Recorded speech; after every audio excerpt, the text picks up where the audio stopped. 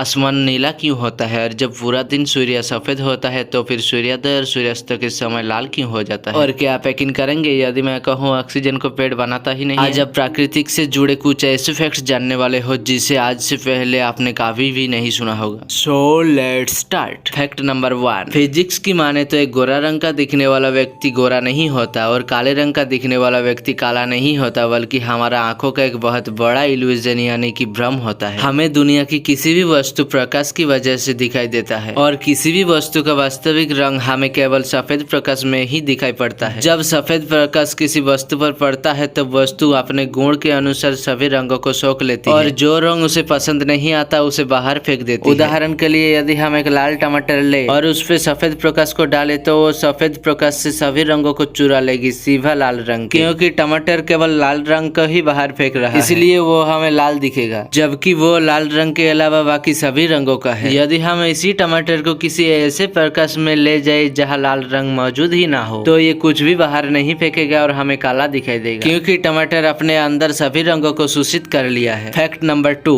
क्या आप जानते हैं हवा चलते टाइम कभी भी आवाज नहीं करता, बल्कि उसके रास्ते में जब कोई भी वस्तु आ जाती है तो उससे टकरा जाता है और वो आवाज वस्तु से टकराने की होती है, ना कि वायु की चलने की। फैक्ट नंबर 3, अंटार्कटिका जो हमारी पृथ्वी का लगभग 70% पीने योग्य जल बर्फ के रूप में लेकर बैठा है। यहाँ पर कोई भी वस्तु सड़ती गलती नहीं है, क्योंकि अंटार्कटिका में टेम्परेचर इतना ज्यादा कम है कि यहाँ पर कोई भी डेड बॉडी रख दिया जाए तो वो तब तक सही सलामत रहेगा जब तक यहाँ का बर्फ पूरी तरीके से खत्म न हो जाए। और इसी के चलते हर साल अंटार्कटिका में ऐसे नए नए वायरस और बैक्टीरिया मिलते हैं जिनका जीवन काल लाखों करोड़ों वर्षों का होता है और ये इतने सालों से इसी बर्फ के नीचे दबे रहते हैं, वो भी जिंदा। फैक्ट नंबर 4, आपने मांसाहारी इंसान या फिर मांसाहारी जानवर के बारे में सुना होगा, लेकिन क्या आप ये जानते हैं कि इस प्रकृति में कुछ ऐसे भी पौधे मौजूद है जो कि मांस को खाते हैं। वेनस फ्लाइट रेप नाम का एक पौधा होता है जिसके पत्ते 2 भागों में बांटे होते हैं। इन दोनों पत्तियों के बीच उभाड़ होता है जिस पर कोई भी कीट बैठता है तो वो पत्तियां दरवाजे की कब्जे की तरह बंद हो जाती है और ये तब तक बंद रहता है जब तक कीट पूरी तरीके से सड़ गल नहीं जाता है। मांसाहारी पौधों का खोज सबसे पहले 1875 में चार्ल्स डार्विन ने किया था। आज दुनिया में लगभग 900 से भी ज्यादा कीड़े खाने वाला मांसाहारी पौधों की प्रजातियां मौजूद है।